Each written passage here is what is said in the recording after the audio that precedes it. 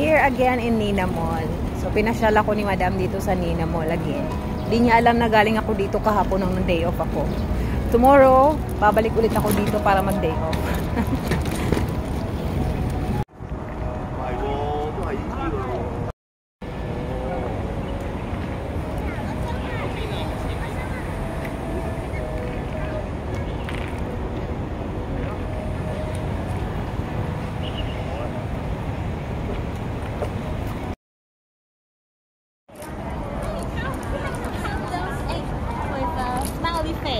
Wow! Different color. Let's hang it.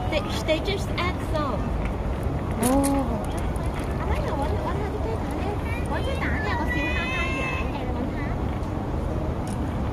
Wow! We need to look for the smiley face. But be careful. It's a kind of sticky. Be careful, Alana. No need to use your hands anyhow. We're gonna wash.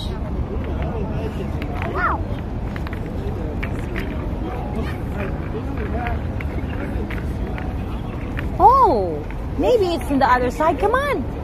Come on. Oh, be careful.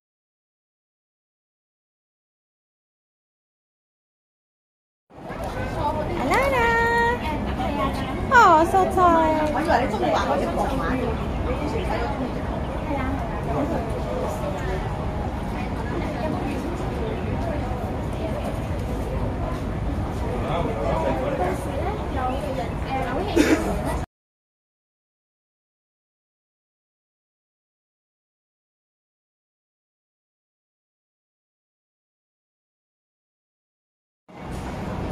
Wow, Alana.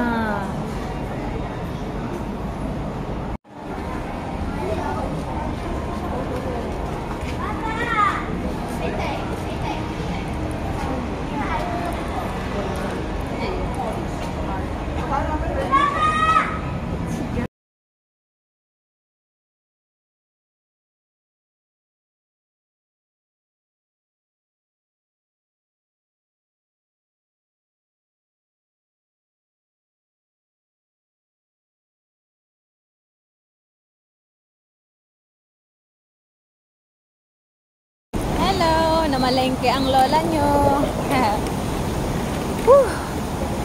Namalengke ako sa mall. So, dumaan ako sa park kung saan ako lagi nag-day off. So, para lang din naman akong ano. Galing kami ng Nina Mall.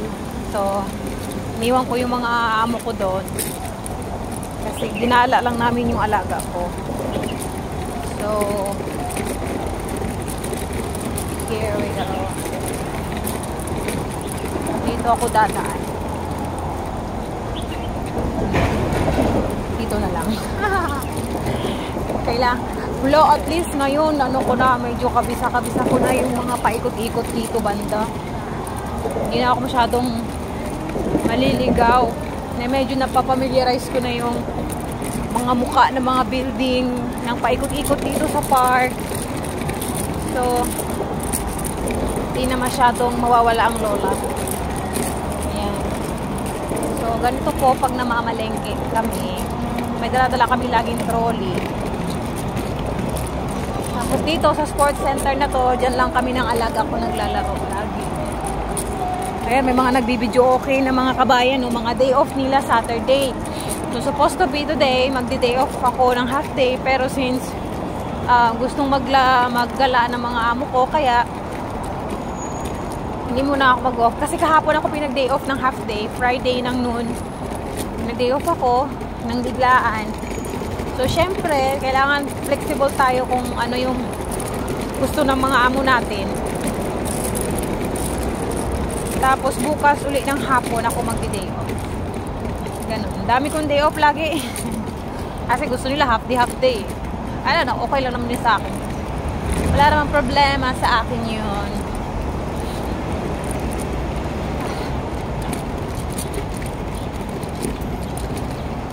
Init kanina nung naggala kami. Grabe. Yan. So, that's all. Maya pag uwi sa bahay, magluluto ako.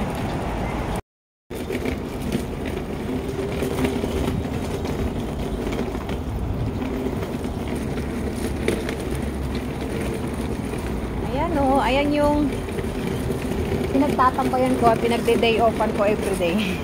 Ay, everyday off.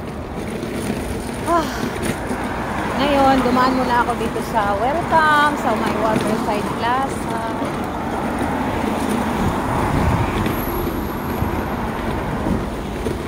Yan lang ako nagde-day off.